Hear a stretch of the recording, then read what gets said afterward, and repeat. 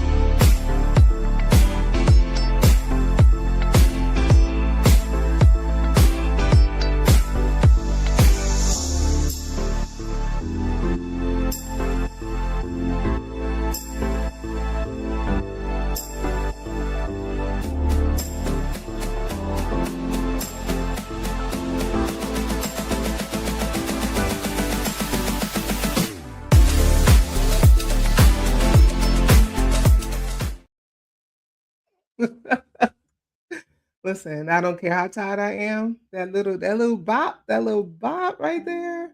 It just gets me going. Good morning, everyone. Good morning. Welcome to another episode of Inspire. I'm so glad that you are coming on this early Saturday morning. For some of you, whether if you are on the West Coast or Midwest, it's very early. So thank you for joining me. And even if you're on the East Coast, listen, Saturday mornings we want to sleep in late. So if you are here with me today, I know you love me.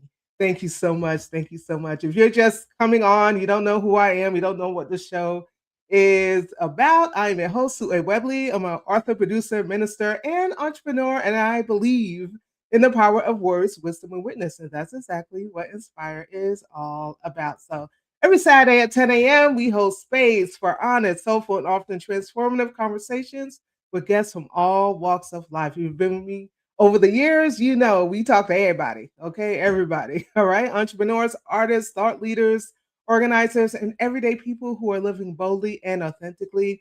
We explore topics that matter, from mental health, which is what we're talking about today, identity to faith, business, justice, creativity, and healing. So whether we are spotlighting an amazing community leader or celebrating personal triumphs, Inspire is rooted in the power of story And I believe that when we speak our truth, we light the way for others. We do light the way for others. So I want to invite you as you are coming on, first to share our conversation today. Also, I will want to invite you to connect, follow, like, and subscribe. We are on Facebook, Instagram, YouTube, and TikTok, and Inspire with Sue W. You can also head over to our website at www.getinspired.live. There you can watch all of our previous episodes, find out a little bit more about the show, and subscribe to our newsletter because we don't want you to miss anything that's happening with Inspire. All right. So, before I get into commentary and everything like that, y'all know what I'm getting ready to ask. What you sipping on this morning? What you got in your cup? What do you have? Let me see who's here with us. I see you. I see what you got in your cup this morning. Now I grabbed the wrong cup this morning, so I'm gonna have to big up StreamYard since we're on StreamYard today. Since we're using StreamYard, I guess it's not that bad. But I like my inspired cup. But I grabbed this one today. Yeah, I know I have coffee. I am trying a new creamer today, and so we'll see how that works. Okay, we'll see that works. But let me know where you're watching from and what you are sipping on, whether it's coffee like me, whether it's tea, water, a smoothie, orange juice, apple juice. Listen, if you got a little something strong in your cup, I'm not judging you this morning because sometimes it bees like that. All right, let me take a sip. The jury's still out on that creamer. the jury is still out on that creamer. But listen, I'm grateful. I'm grateful for a partner that make sure I have creamer. Okay, all right. Let us move forward. I see you all on. Oh, let me say hi to Instagram. Hey, Instagram. Thank you for joining us this morning. Thank you for joining us this morning. So May is, amongst other things, and many awarenesses in May, but it is also Mental Health Awareness Month. It's Mental Health Awareness Month, and also as a neurospicy person myself, who's navigating being a full time student, navigating relationships, navigating being a host, navigating being an entrepreneur. It's something that is very near and dear to me, and I'm wearing my Brilliant Not Broken shirt today. Last May, I did a podcast series on the Confident Navigator called Brilliant Not Broken. It is specifically for neurospicy creatives, entrepreneurs, folk that feel a little different, and trying to navigate a world that really wasn't, that whose brains don't work the way the rest of the world would want them to work. And so, if you want to hear that series, I will drop that link into the chat a little bit later, but you can find it on the Confident Navigator. Just type in the Confident Navigator, Brilliant Not Broken. You'll see it on Spotify, on YouTube, and all over where you can find your favorite podcast, Apple, all of that. Okay, so it's a 5-part series, and I want you to check it out and let me know. Let me know what you think about it. But again, it's Mental Health Awareness Month, and this year's theme, which I love, is More Good Days Together. More Good Days Together, and it's a reminder that mental health is not about or just about what's happening in here, right? What's happening in our heads? It's about what's happening in our communities, the communities we build. It's about what's happening in the stories we tell and the spaces where we are allowed to lay our burdens down. And for those of us who are neurodivergent, chronically overwhelmed, or carrying grief and trauma, More Good Days can feel like a hope, right? A radical hope and a real need. And so in the United States, nearly 1 in 5 adults experiences a mental health condition in a given year, but Black women carry a unique mix of risks and barriers. We are at least twice as likely as Black men to experience an episode of major depression, yet significantly less likely to seek or receive treatment. All right, can I say that again? We are twice as likely, Black women, right? Twice as likely as Black men to experience an episode of major depression, yet significantly less likely to seek or receive treatment. Studies show that also many Black women report symptoms of depression or anxiety only about 10 to 12%, will actually access mental health services compared to more than 20% of white women. On top of that, Black women are navigating racism, sexism, economic stress, and often the pressure to be the strong one, right? Which research links to higher anxiety and depression and less willingness to ask for help. And when we add in the realities of Black maternal mental health, where almost 40% of Black mothers experience maternal mental health conditions, nearly twice the rate of white women, and are still half as likely to receive care, the stakes become even clearer. So when we talk about more good days together, especially for Black women, we're talking about survival. We're talking about dignity and justice, and not just self care slogans, right? And so this is why I'm so excited about our conversation today. Reverend Tonya D. Jackson is the founder of A Time for You LLC, a virtual and in-person healing space rooted in compassion, justice, and care. She is a spiritual care practitioner, workshop facilitator, and healing centered leader whose work focuses on grief and loss, theological trauma and liberation, mental health advocacy in faith communities, and identity affirming spiritual care, especially for Black LGBTQIA and other marginalized folks. Through one on one spiritual support, grief circles, and creative healing experiences like her upcoming Sacred Pause that's coming up next week, gathering designed for the one who has been holding everything. Tanya creates room for people to exhale, to be honest, and to come back to themselves. And what I love about her work is that she doesn't rush people to perform healing. She offers a slow and gentle invitation to tell the truth, to grieve what's been lost, to question harmful theology, to listen to the body, and to remember that we do not have to carry everything alone. And you know what? Again, as a nervous spicy hostess, had to learn on my own limits, right, and my own boundaries the hard way. I'm deeply grateful for leaders who say you are allowed to put some things down. So whether you are exhausted, grieving, deconstructing, quietly anxious, or just tired of being the strong one, this conversation is for you. I want you to stay with us, and when we come back, we will be joined by the amazing Reverend Tonya D. Jackson, the founder of A Time for You LLC. Someone asked me why I create. I create because silence once felt louder than God. Because betrayal taught my body what loneliness sounds like. Because there were seasons when if I didn't make something with my hands, this violent world would have swallowed me whole.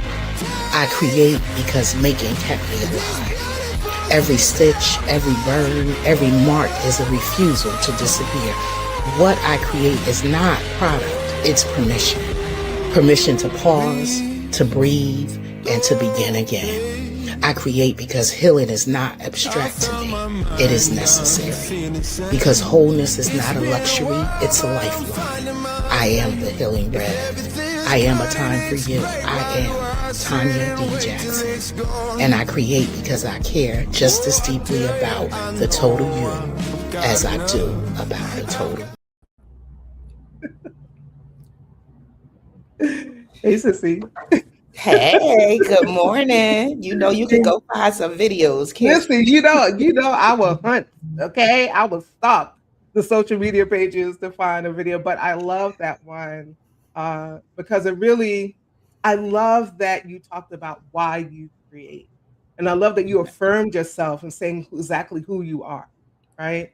And that really spoke to me, and so I said, yeah, that'll be a good video for our intro today, for our opening today. So. Thank you for joining me. Thank you for joining us. I see all of you who are coming in. Please do us a favor and share because this is about to be an amazing conversation. But before we get into all of that, Susie, what are you sipping on this morning? I am sipping on some coffee that is not making me happy. Is it Um, the hotel coffee? yeah, it's Yeah. Starbucks. You know, I'm not a Starbucks girl, but yeah, that's what I'm sipping on. But it's doing the job and waking me up, so we Okay, gonna work with it. okay. That is good. Well, thank you for taking time out of your busy schedule. Shout out to La Mesa, who is having the inaugural graduation commencement today, later on today. And so you are joining us from ATL. and get ready to go and hang out there afterwards. So thank you for taking the time to be with us. So again, I've talked about May being Mental Health Awareness Month, and so I want to start by grounding us in what more good days means, right? What does more good days mean in your world when you hear that phrase in the context of your life and your work? What does a good So, day look like for the people you serve? I let can if you give me permission, can I start here just with all of the conversation Oh yeah, and go ahead. discourse that's going on Hmm. with people, credentials, therapy, who's qualified to hold space and who's not qualified to hold space? I want to give this disclaimer, right? Right up top. I am not a therapist. I am not a clinician. I do not diagnose, treat, or provide mental health therapy with all of the stuff going on with Dr. Cheyenne Bryant, right? Yes, yes. Um, I think it's important now for us to upfront say that because listen, I guess only people with a doctor in front of their name or LCSW behind it or MSW get to hold space. And so I just want to be clear of who I am and who I am not. I am not a clinician. Okay. I am not a therapist. I just hold space. So, what does more good days together mean for me and the work that I do? So, more good days together means sitting in a space where it's okay for when I say, "How are you doing today?" for you to say, "I'm not okay. Mhm, The load is heavy." It's okay for you to say, "Okay," if that's your truth in that moment. It's okay. More good days together means that we get to walk side by side in our fullness, in everything that we are, in everything that God or whoever it is that you believe is responsible for having you on this earth breathing has placed you here because you are good, because I am good, because even when we lay on the floor and cry together, even when we have those days where we can't seem to get on the same page and we might be a little salty with each other, that mhm. I'm still here for your good day. I'm still here, and I still believe that you are here for mine. Mhm. More good days means holding each other tenderly. Yeah, yeah, I love that. Holding each other tenderly, and it really speaks to the fact that it takes community, right? So many of us are navigating things all by ourselves, but it's I help you, you help me. We hold space for each other. It takes community, it takes relationship for all of us to have good days together. So thank you so much for sharing that with us. I do want to get into a time for you, LLC. And, that name itself is really such a tender, intentional name, right? What would you say was happening in your own life or your ministry or your spirit when you realized that people needed exactly that, a time and a space that was just for them?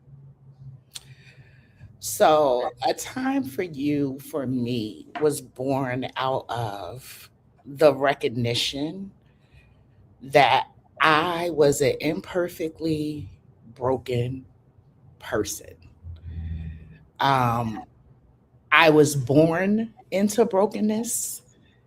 I lived a life of brokenness, and then the family that I created, intentionally created, was falling apart.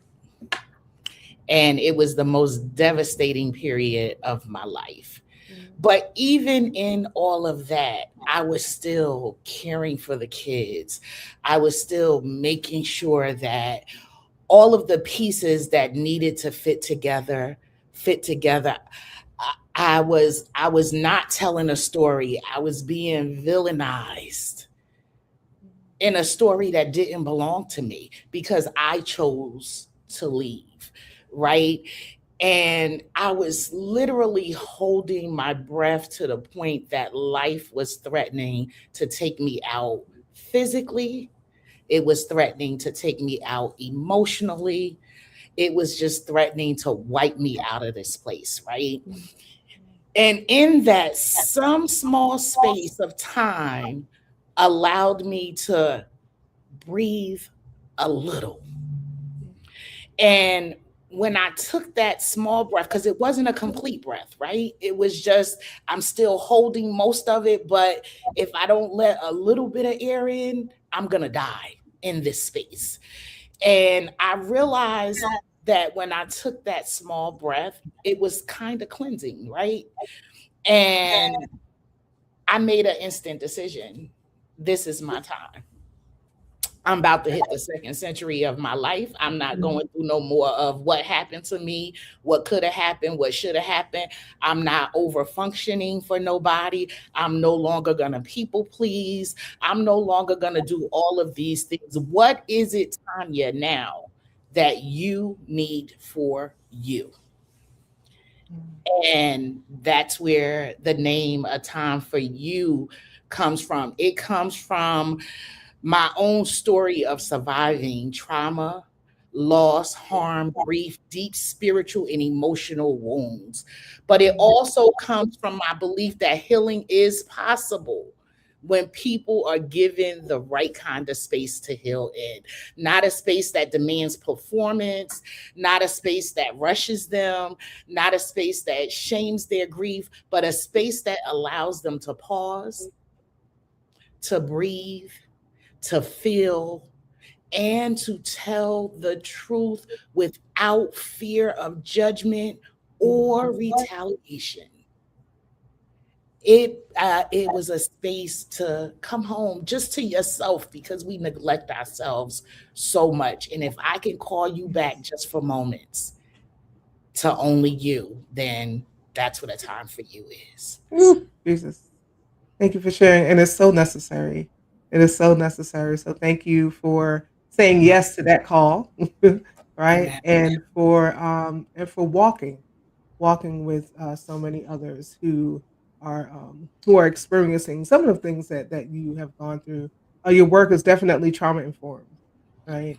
It's trauma informed, it's faith rooted, and it's culturally responsive. And so, for someone who may not know what that looks like in practice, can you paint a picture for us when someone steps into a space with you, whether it's whether it's on Zoom or whether it's in person? What do you want their body and their spirit to feel?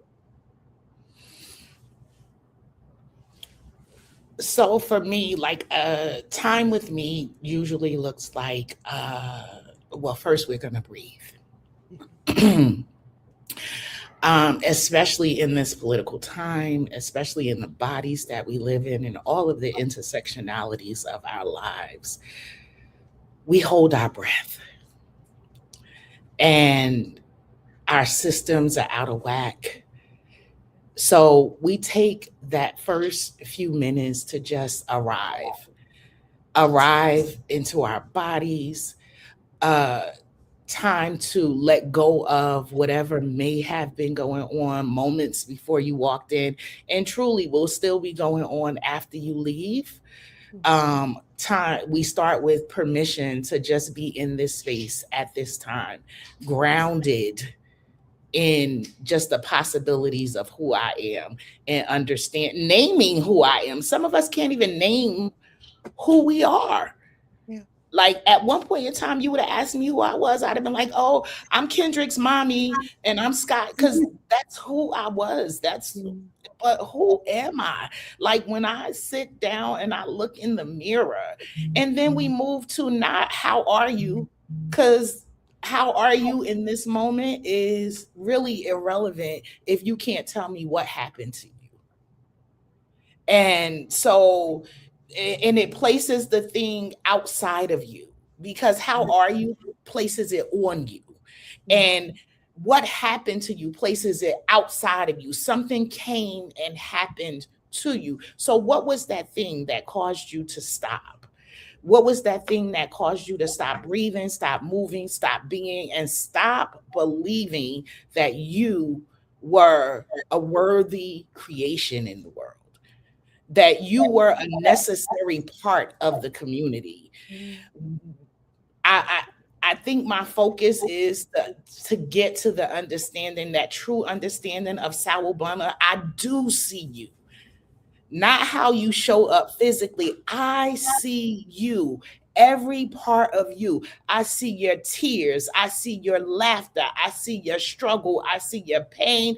And I see how you are progressing and surviving and striving through it all. I see what you can't say. That's the connection I want to have, or I aim to have, when I'm dealing with my clients, when I'm dealing with my family, when I'm dealing with my friends, when I'm just dealing with the world. I want to be able to see you and not the performative you. That's so good. That's so good. Listen, if you just joined us, we are in conversation with Reverend Tonya D. Jackson. She is the founder of A Time for You LLC, and yeah, I invite you to share this conversation with your friends and family. Tell them to come on over and join us in our conversation today. So, thank you for sharing all of that, Reverend Tanya. Many of us, especially in Black families, right, in faith communities, we were taught to be strong, right? Especially as Black women, we were taught to be strong, but not necessarily to be well, right? And so, so what are some of the messages that you hear over and over again, um, about strength, about grief, about mental health, or asking for help that you find yourself gently challenging in your You know, it's so funny. I ran downstairs to get coffee. I didn't have much time, and my phone rang, and someone was calling me to tell me about a book that they were reading, and someone very, very close to me. And they said, I'm not going to take up all of your time because I know that you have something to do. But I was reading this book, and you could skip ahead. And I got to a chapter, and it talked about over functioning.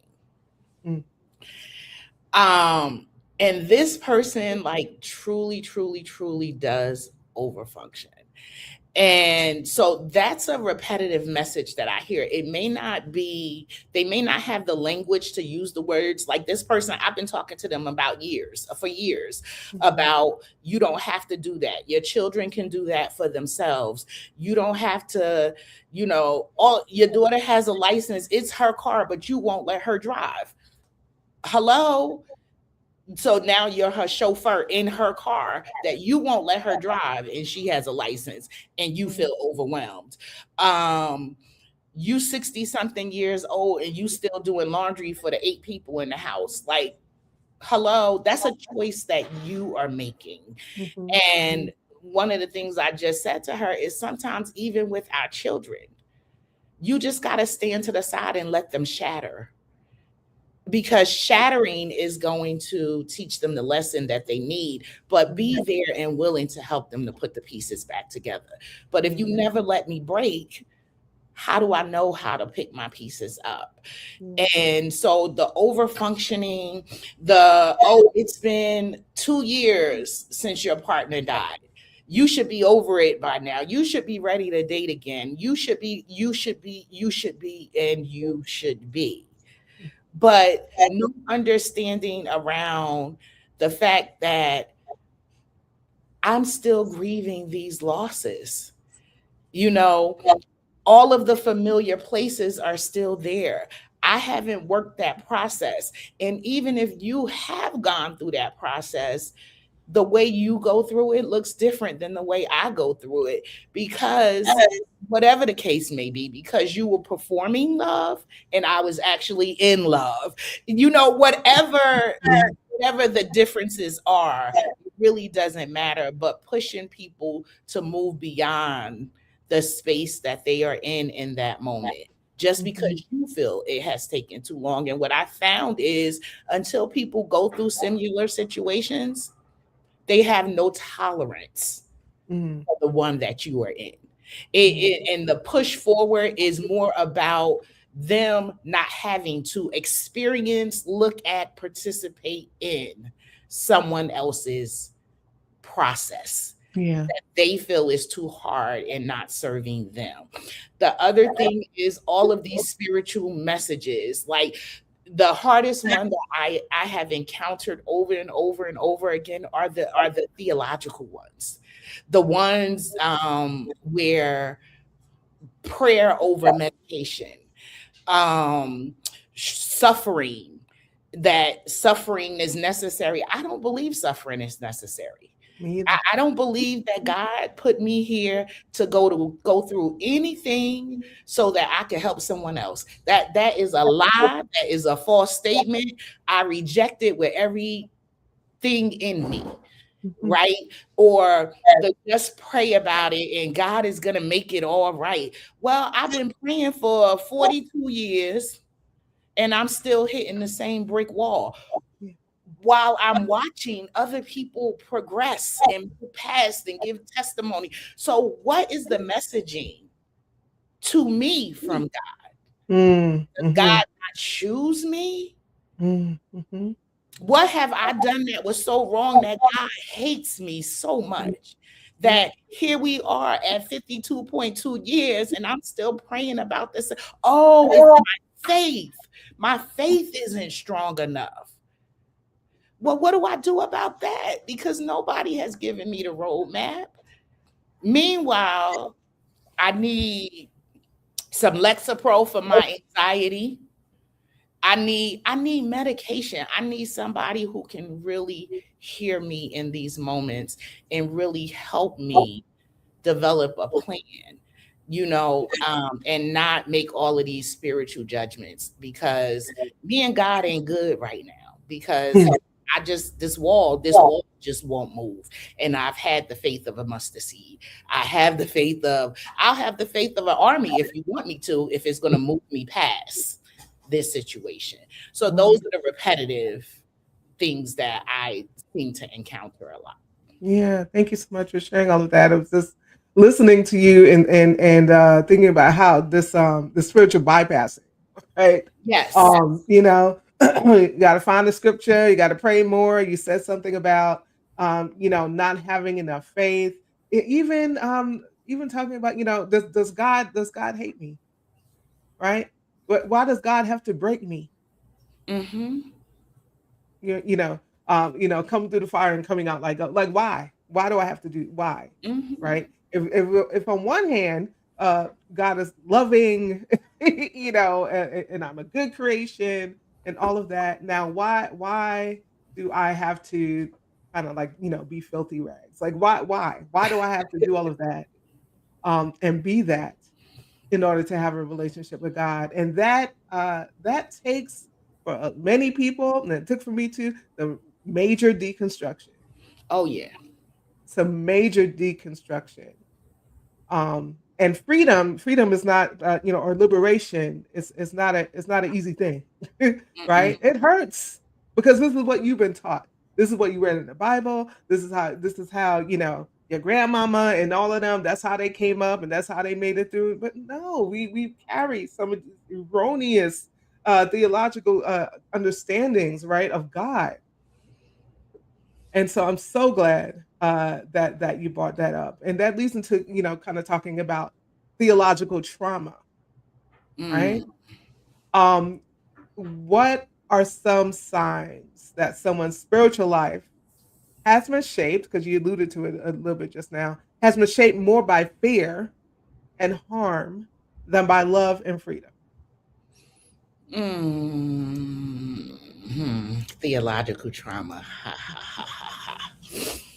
Ooh, theological trauma is it's a thing. It like really is a thing. And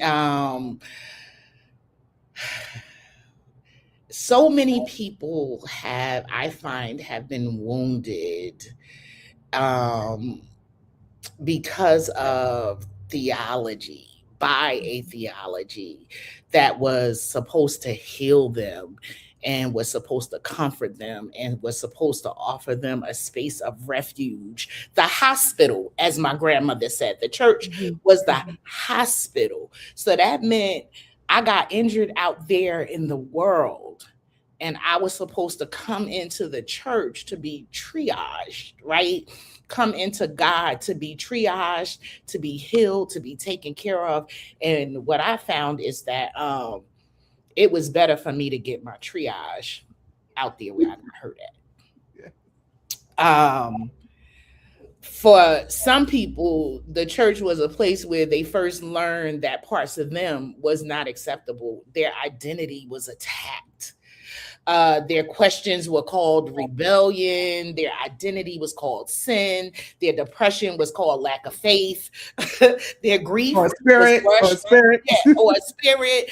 Their grief was rushed. Their abuse was covered. You know, the deacon had me in the fellowship hall right there in the corner, and the pastor knew about it, but or don't wear that because you're going to cause the man to sin. Oh, I called. Okay. All right. So their abuse was covered. Their exhaustion was praised. Keep pouring, keep pouring, keep doing, keep serving. Like no one ever told me that what was in the cup was mine. And I didn't have to share it. Yeah. It was what flowed out of the cup that was for other people. What they told me is that I had to keep going until I damn near passed out, you know, and so that exhaustion being praised when trauma and harm is wrapped in God language, it can be deeply confusing and deeply damaging for the person who is experiencing. So part of my work is helping people separate God from the harm done in God's name, from the humanity that decided to hand me a black God versus a yellow sunny God, right? That is sacred work. That allows people to ask, what did I really inherit? And what harmed me? What happened to me? What harmed me? Can I name it? What do I still believe? From a theological perspective, when I was a kid, I used to believe that God sat like in the highest cloud in the sky. This was the imagery in my head, that God sat, but I'm also neurospicy, so take it with a grain of salt. But God was this little man that sat in the highest cloud in the sky and was like just peeking over and waiting for me to just take a breath. Because if I took a breath, I sinned. And now I must be punished. And so like that's the God I grew up on. So now as I deconstruct, what do I need to release from that? Because we don't need to get rid of all of it, right?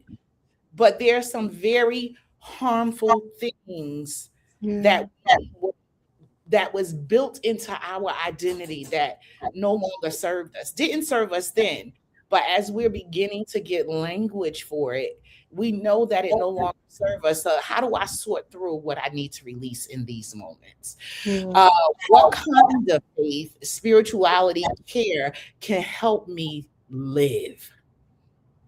And I don't mean just breathing, human, walking, doing. I mean, honestly, live and thrive and believe. Healing from a theological trauma does not always mean returning to the same spaces that wounded us. Yes. Sometimes it means reclaiming your voice. I am big on reclaiming your voice because I spent so much time silencing mine. Reclaiming your body as your own, your dignity as your own, your questions, and your right to encounter the divine without fear. Well, you know, I just gotta. Where's my offering plate? Go ahead and put your sketch. Because baby, this is some good stuff. Woo, thank you for naming all of that.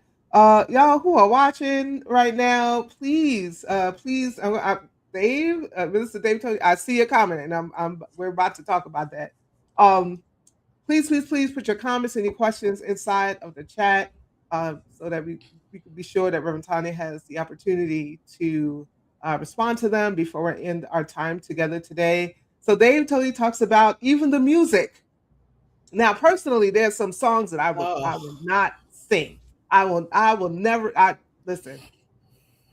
There's some songs I will not sing anymore. Mm-hmm. Right. I talked about being filthy rags, right? Right. But you talked even so, even the songs, the spiritual songs, the gospel songs, the hymns, even those have to be deconstructed, right? Amazing Grace, how sweet the sound that saved a wretch. I am Yeah, not a you wretch. little Am I dirty not wretch. fearfully and wonderfully made? So which one is it? Am I a wretch or fearfully? Right? Which one is it? Um, and yeah, refuse to sing them. And so that's not taking away that some of those songs, some of those hymns help our people get over, right? It gave them a type of hope that, the hope of heaven. Some people get so stuck in the hope of heaven that they're no earthly good. But some of those songs helped help our folk get over. But as we are deconstructing the theology, deconstructing some of the things that the rites and the rituals that take place in some of these churches that are very harmful, deconstructing our embedded theology. Yeah, we got to do it across the board. We got to do it across the board because so many of us are just walking wounded, Mm-hmm.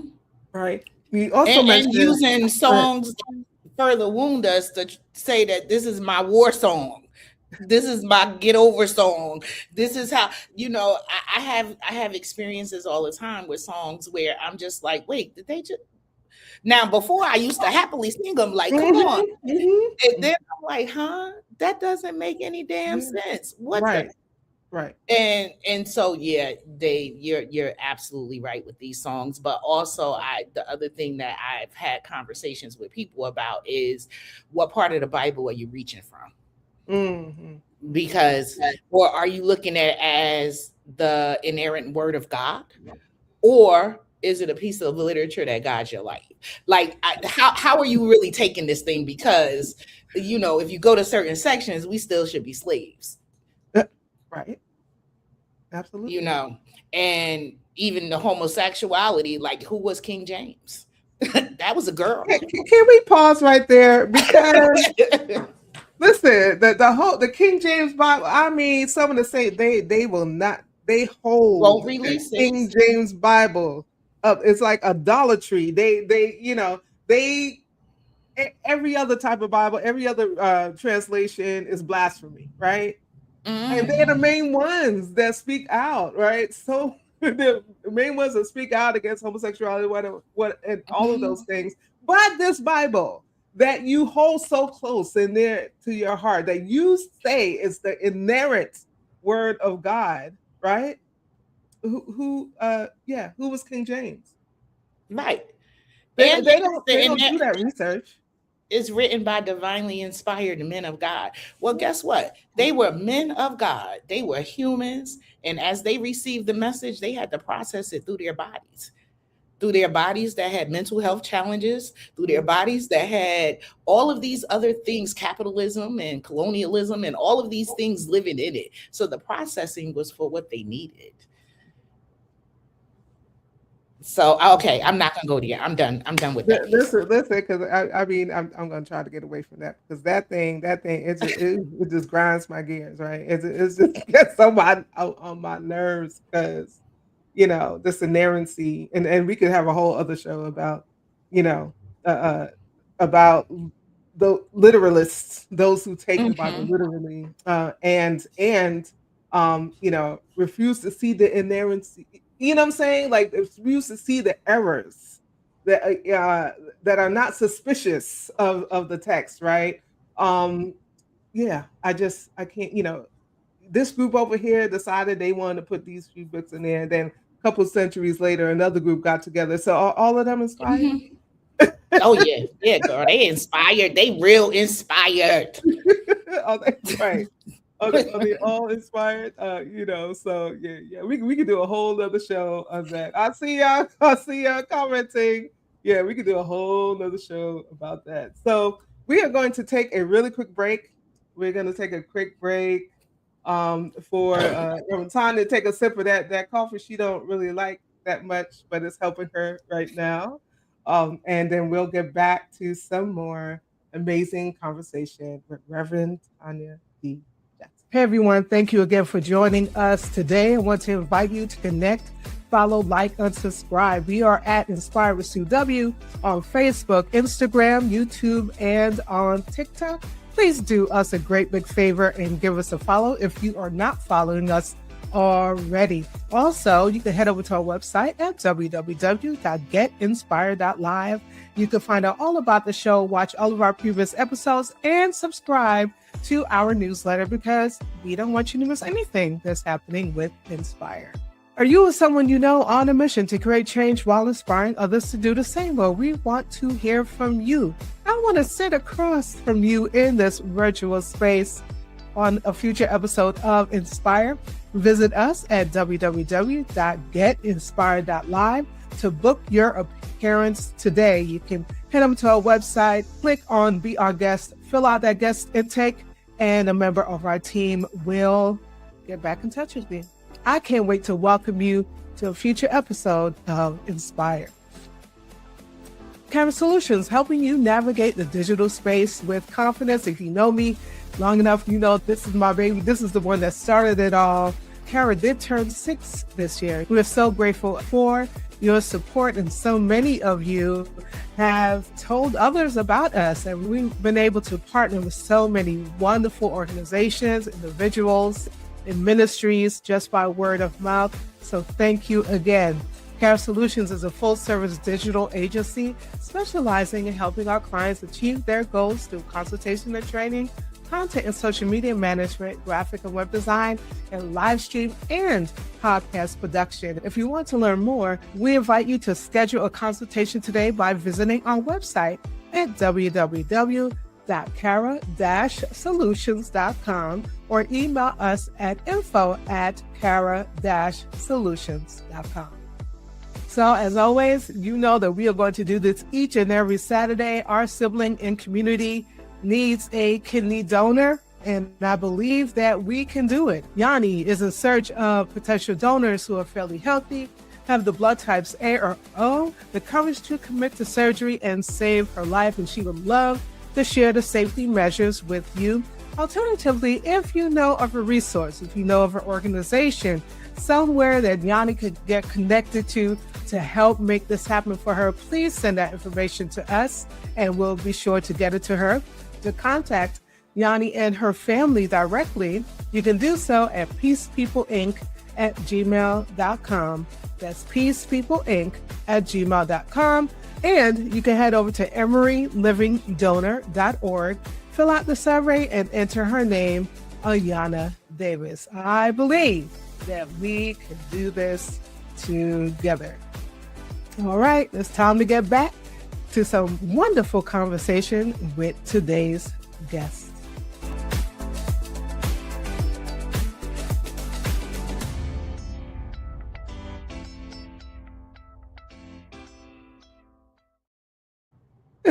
Welcome back, Tanya. I'm just looking at this. I'm like, geez, man. Like we need like 2 hours for us to be in conversation with each other because it's just I haven't even scratched the surface of all the things that I want that I wanted to ask you. But yeah, it's been so rich. We listen. If you have a question, put it now. Put it now. Throw it in the chat right this minute if you have a question for Reverend Tanya, because we're about to end in 8 minutes. But this is a question. We've been talking about other people, right? Yes, part 2. Mm-hmm. Talking about other people, the work that you do for others, how you hold space for other people, how you give other people permission to pause, right? And permission to find time for themselves. And so this question is for you, right? what have you been pushing through that you should have stopped 2 years ago? I will say in my current state, I am very, very intentional about my push throughs, right? I'm very intentional about listening to my body, and I am very intentional about my no being a no. So, you sent me an inbox last night, about the neurodivergent person, right? And that's still living in my head, so that's why I'm laughing. Um, so I am very intentional about my nose now. However, I can tell you it was a bloodbath to get here. Um, the things that I did push through, like I said up front, damn near killed me. And I had to decide, did I want to live? And because I had this kid that needed me to breathe, I needed to commit to breathing for him and for her. Mhm. And as I approached 50, there was no way in hell that I was going to let the second half of my life look like the first half, because when I was growing up, therapy was not a thing. You know, if I were to tell my birth story, I should have been in therapy since I took my first cry. Mhm. Um, and it wasn't until I hit so many walls as an adult that I said, damn it, I got to go talk to somebody. I got to do something. I got to give this thing a try. Otherwise, life is not going to be good to me. I pushed through usury situations, a lot of usury Mhm. situations, because I was stuck at needing, wanting a family that looked like a family. My father died before I was born. I was not raised with my siblings. My grandparents raised me. I left home at 15, and I've been out here fighting this great big world ever since. You know, so I needed somebody to tell me something to do that was going to help me to survive. And so the push through theology, I don't subscribe to anymore. And I don't care whose feelings it hurt. I don't care how you feel about it. I am the person that you will send a text and you may not hear from me for 8 weeks. I am the person that will drop you in the middle of a conversation because I decided that I needed something different in that moment. I'm not being rude. I'm just making choices like everybody else in the world. Only Mhm. this time, I'm choosing me first and what I need in that moment. It's so funny. Bishop and I get ready to go, and there's a checklist. Are you sure you have something to create with? Are you Yeah. sure you have this? Are you sure you have that? Because you know me, Pastor. So I Mhm. walk away in the middle of a conversation. You can be in the middle of a sentence, but if it becomes overwhelming for me, I need to go take care of myself so that I can return to you in the right. Mhm. And I will announce I am disengaging now as I walk away. I've seen it happen on my with my own two eyes. So I a lot of intentionality around how I'm treating myself to make sure that the same things that I am saying to someone else, that I'm not silencing my voice, and that I am caring for myself while I care for you. And I am going to hold every damn drop that I have in my cup, Mhm. and you can have the next spillage. Yeah, yeah. Thank you. Thank you so much for sharing all of that. You have a beautiful event coming up called Sacred Pause. And this is for the one who has been holding everything, right? So can you it includes like mirror meditation, silent dance party, I see all of those things. Can you tell us a little bit about it? First of all, I know that you've added a few more spaces. I don't know if it's been sold out fully. I know the original space was sold out, which means So there needs to be a part two. So tell us about tell us about this event that you have coming up next month. so as of this moment, I have 4 spaces available. I'm intentional about keeping it intimate. So I once these four spaces are gone, I will not open it up again. But what this event is a day, a couple of hours to date yourself. Mm. So that's the intentionality behind it. So I'm offering a experience that does not, because we've been to all of these mental health conferences where they're Mhm. talking heads and everybody is telling you what mental health is, and you have a workshop over here and a workshop over there, and at the end of all of those workshops they give you a list of solutions. Breathe, take a walk, hug a tree, whatever those solutions are. And we feel so great about it after we leave. Oh, that presenter was excellent. And we walk out of the workshop and we live not one piece of it. Mhm. We know it. So it's my belief that we all know what the solutions are. I'm offering a time span where you actually live them Yeah. with yourself. So I'm offering dinner, and we're going to have dinner at the event. Everything that is happening at the event was created by my hands. So when the mirror experiences, I can't tell you too much because I want it to be a surprise, but it is an interactive experience, and you are interacting with yourself, Mm. not with anybody else in the room. The silent dance list, I curated the songs that I wanted, that I felt were necessary during that time. And I have 3 playlists that are going to happen. You choose which playlist you want, because sometimes Nuck If You Buck is how I relax, right? So, Yes. and sometimes it's praise is what I Oh, do, no, not so I tried to offer an experience for all that range of people, Yeah. from praise is what I do to Nuck If You Buck, Yeah. and then I have taken the opportunity to actually build a game. Mm. Mhm. And during this event, we are going to come together and we are going to play this game. It's called, and if it, I don't know, people who are connected to me may have seen my story on yesterday, but the game is debuted on there. And we are going to play this game, and it's called Journey to Restoration. Mhm. And the concept, the overall concept of the game is we travel this world, and we have some setbacks, we make some progress, and at every point there's a threshold where we need to make a decision. Are we ready to go deeper? Are we ready to move toward restoration? Or have we collected things that are necessary?